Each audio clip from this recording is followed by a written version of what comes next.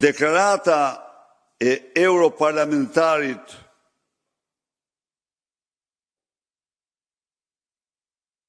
në mediat shqiptare është aktakuza me rand që i bëhet personalisht Edi Ramës dhe familjarëve të tij nga një personalitet i shquar në Parlamentin Evropian,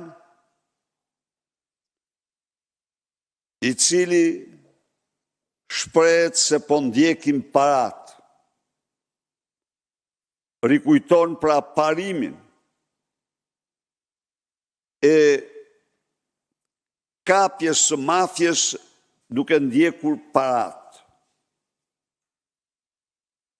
E pa shembull, e pa precedent. Dhe ndonë se kanë kaluar 24 orë, Edi Rama nuk ka hapur gojën, ka heshtur si fia e barit.